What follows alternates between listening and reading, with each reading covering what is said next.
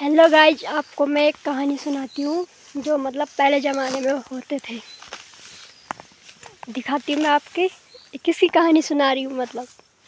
और ये है वो जिसकी कहानी सुनाना चाह रहे हैं हम। आजकल तो उसमें है नहीं लगे हुए फल जो मतलब खाते हैं, जिसमें ब्लैक वाले लगते हैं।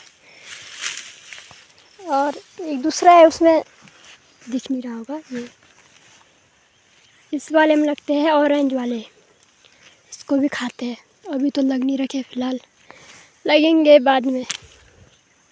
जब लगेंगे मैं दिखाऊंगी ज़रूर आपको, अगर इस बार लगेंगे तो। अगर नहीं लगेंगे तो कहाँ से दिखा पाऊंगी।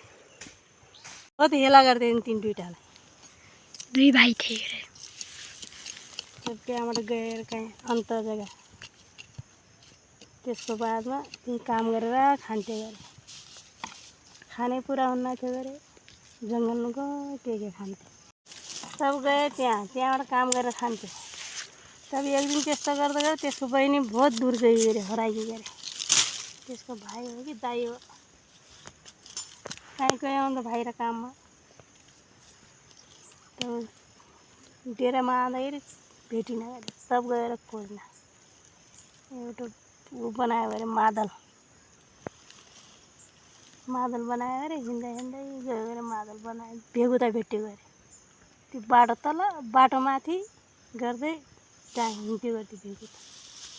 के ल भनेर मारेर त्यसको छाला छुला गाडेर एउटा डम्फु बनायो, बजाउने मादल त्यो बनायो गरे। र त्यो बजाउँदै गयो गरे, गाना गाँदै बजाउँदै। गाना कुन चाहिँ गायो त्यसले भनेपछि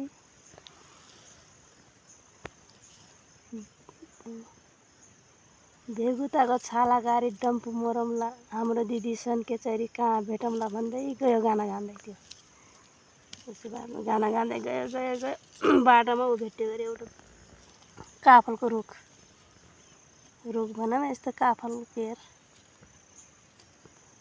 त्यसलाई पुछ्यो गरे, के नाम भन्दै काफल फल्ने त ऊ हुन्छ दिदी भन्यो है, क्या भन्यो है, त्यसको याद छैन मलाई, याद भन्यो गरे। त्यसको बादमा पुछ्यो गरे त्यसलाई,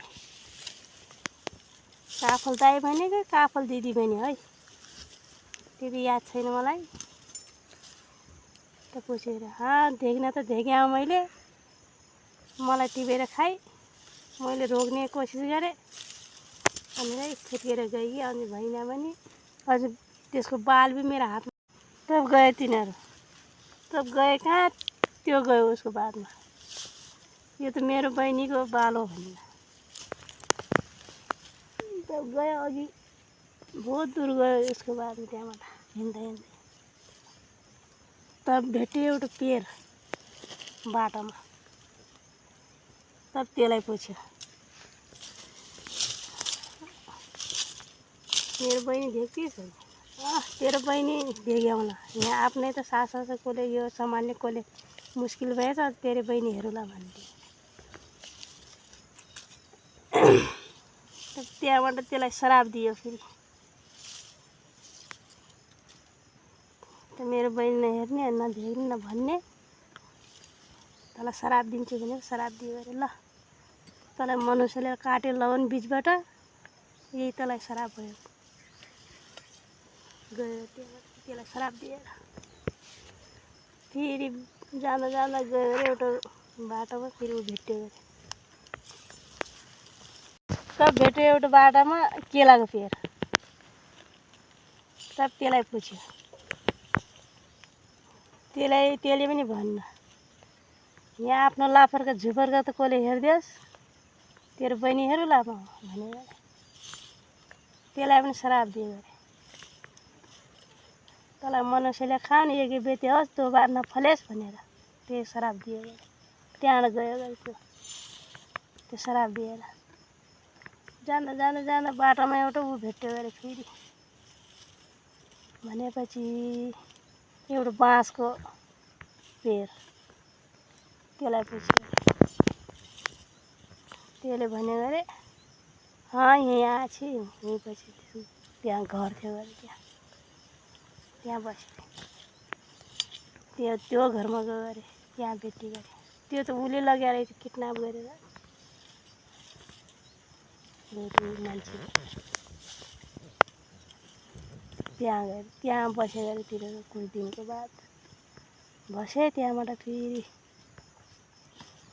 गयो गरे उहाँ जाम सारा त्यसले त्यहाँ बिहा गरेर लगिछ त्यसलाई थाहा नै तब त हरेर खोज्न गएको थियो तर त्यो पनि हराम त्यो जसले लगेको थियो त्यसलाई मार्ने आफ्नो दिदीको अरे त्यसको बहिनीको दाइलाई मार्ने चक्करमा थियो त्यो तब गयो अरे भन्यो अरे अर्को दिन बिहान भएको थियो उसको बादमा जाम वहाँ के गर्न जाम भन्यो त्यसले सिगार खेल्न जाम भन्यो या सिगार खेल्न जाम भन्यो कि न तरुल खन्ने जाम भन्यो लग्यो त्यहाँ भाइ चाहिँ गयो गए ठुलै तेरे अरूले भाइ चाहिनेले खन्ने लागेको तरुल खोज्ने लाग्यो खन्ने लाग्यो आफ्नो इमान्दारीले त्यो भेना पल्ट्याल्यो त गड्डा बनाने ऊ लागि काममा एउटा ठुलै गड्डा बनायो गरे त बोलायो गरे एउटा जानबुझीले तरुल खसाइदियो त्यसले त्यहाँ गड्डामा तरुल खसाएर त्यसलाई ल्याएर पठायो त्यो गड्डामा मार्ने चक्करमा त्यसलाई तर गयो गरे तरुल ल्याउनु त्यो गड्डामा त्यो उपरबाट मट्टी हालेर ढाकिदियो गरे आइगयो गरे आफू घर पुसी गरे त्यसले मेरो दाइ खै आँदैछ पछाडि भन्छ अरे आँदैछ भने त्यो हान्नै हान्न उसको बादमा गाई खोज्न थियो त्यसको पास थियो अरे एउटा मुरेली हुन्छ अरे त्यो मुरेली बाँसुली बजार्ने त्यो बजार्ने चाहिँ सुन्नु करान्ची बोल्छु खोजिदियो रोइकन कहाँबाट भेट्यो होला त्यो गड्डा आफ्नो दबाइदिएछ त्यसले बडा मुस्किलले भेट्यो त्यो मुरेलीको धुन सुनि त्यसले तब गएर तब निकालेर ल्याइगयो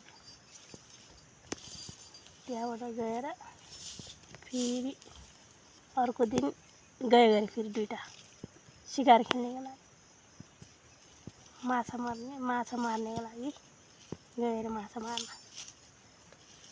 तब गएर फेरि पनि त्यस्तै गरेर त्यसले भाइचारीले माछा समाएर ल्यायो गरे त्यो अर्कोले साँप पक्रेर ल्यायो गरे अनि माछाभरि बनायो होला त्यसलाई त माछाको अरे साँपको सब्जी ऊ बनाइदियो गरे साँप आफूले दुईवटाले ऊ खायो गरे माछाको सब्जी त्यसलाई दियो गरे साँपको सब्जी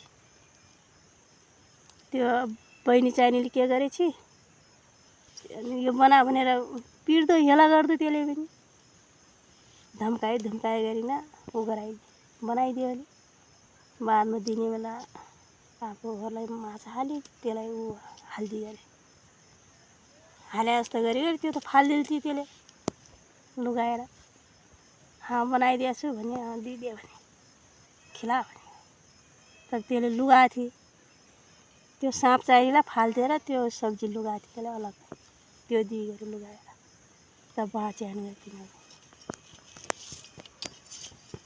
कहानी एन उसको बाद सुन्नेले सुनको माला भन्नेले फूलको माला यो कहानी वैकुंठ जाला। इस कहानी भी ख़त्म हो गया और हमने घास काट के भी ख़त्म कर दिया। अब हम जा रहे हैं घर और घर जाते टाइम बना रहे हैं लकड़ी घर ले जाने के लिए। देखिए ग्राहती तो है नहीं लाया हमने और ये का तोड़ रहे हैं लकड़ी हाथ से मम्मी और बोल रहे मम्मी हेलो गाइस मैं देखो हाथ से तोड़ी लकड़ी ये टूट नहीं रहा और अब लकड़ी लेके जाते हैं हम घर फिर खाना खाएंगे। 1 बज चुके हैं।